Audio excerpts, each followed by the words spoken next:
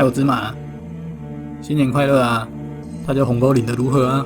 芝麻，我已经到了发红包的年纪了，没有红包领了，咩噗。好像很久没有上片了，最近过年比较忙一点，可能这个月就画2支影片也不一定，看我什么时候忙完吧。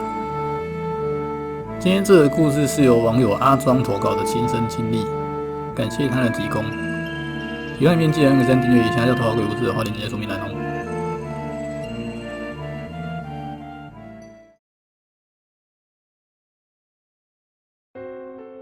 我是一个全职国考生，随着考试的日程步步逼近，每天都读到很晚，压力也随之越来越大。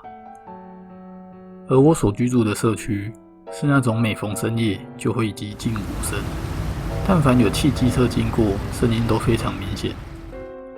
由于宿舍电费有些昂贵，为了节省电费，往往夜里我都只能开着电扇，还有一盏小台灯伴随着我读书，常常一回过神就是半夜2、3点。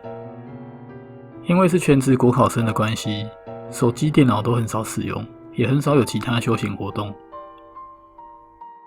直到某一天，那天依旧读书读到深夜，记得大约2点多的时候，突然听见后方阳台外面有猫在叫。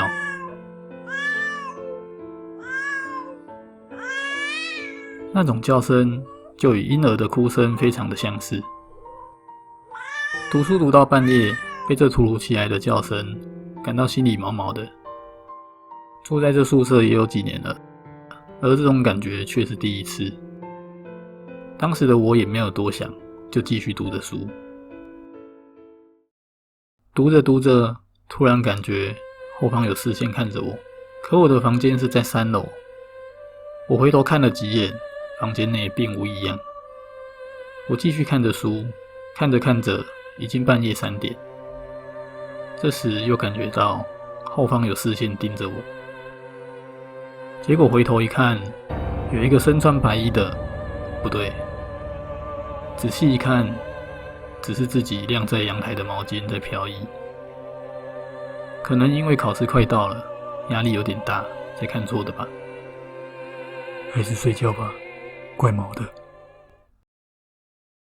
那天睡觉是半梦半醒的，有点分不清楚是清醒还是梦境。夏天的晚上，就算吹着电风扇，还是觉得很热。但那天晚上睡到一半，突然觉得有点寒意，我觉得有点冷，就抬头看了几眼。不看还好，这一看真的是吓到冷汗直流。就在抬头的瞬间，我看到阳台有个身穿白衣、飘逸长发的女人，长相非常的恐怖，在宿舍的阳台飘着。我很确定那不是毛巾。她似乎想要从阳台进来我的房间，但她按着门，狰狞地看着里面，看起来好像进不来。而我被那个画面吓得半死，紧闭眼睛，一直听到她不断拍打着玻璃的声音。我心里念着佛经，希望佛祖保佑我。不知过了多久，天亮了，我也分不清楚到底是不是在做梦。于是我把事情告诉我妈。我妈说，或许是因为之前有给我护身符放在身上，也有拜托神明要多看顾我。